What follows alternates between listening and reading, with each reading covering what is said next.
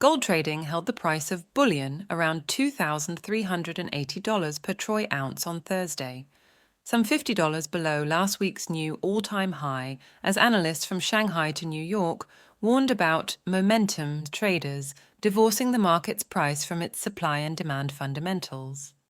Gold is too hot, says the China Securities Journal, quoting investment advisory Kiebu. In the short term, up is the best reason for rising prices.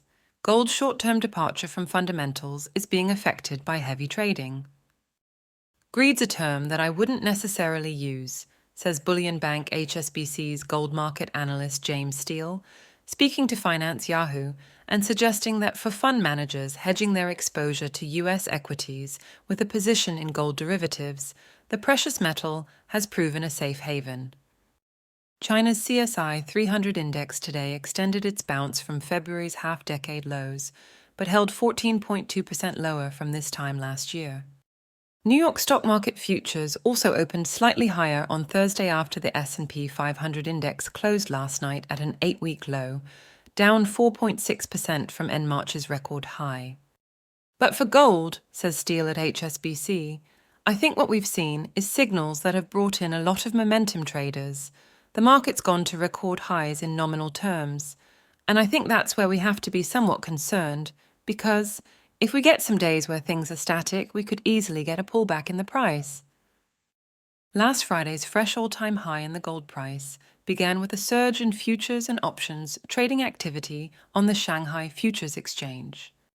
That surge in Shanghai Futures Exchange gold contract trading then saw the precious metal hit $2,401 at the London 3 p.m. benchmarking auction before it peaked $30 above that as London spot dealing closed an hour later, only to sink by $100 as New York Comex trading ran towards the weekend.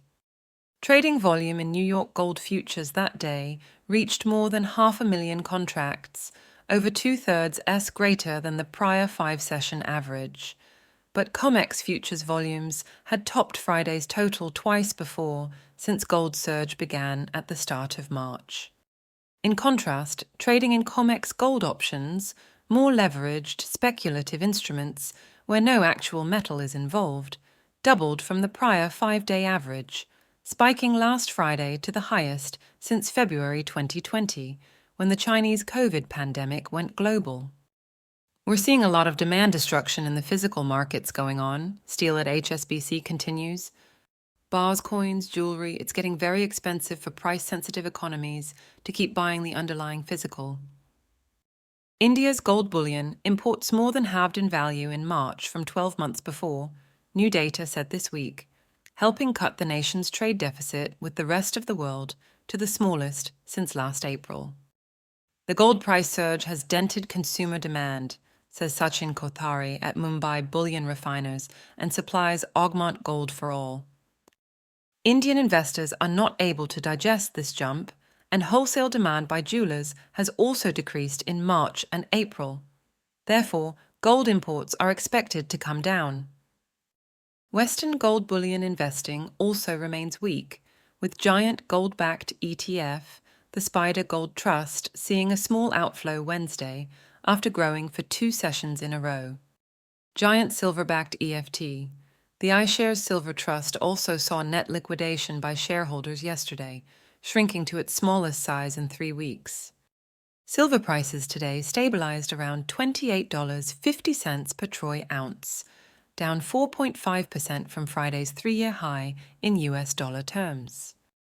Overall, short-term market prices have been dominated by gaming sentiment, says China's CS.com, and the probability of a price adjustment is rapidly increasing. However, for investors who were unable to get on board during this period of rapid rises, a pullback will bring a rare opportunity to buy into the market. With Comex gold futures contracts for April 2025 trading at $2,498 per troy ounce Thursday, the 12-month contango compared to current spot prices ran to 4.87%. That's below the funding cost for a bullish futures position, with 1-year interest rates on US Treasury bonds currently running at 5.16%.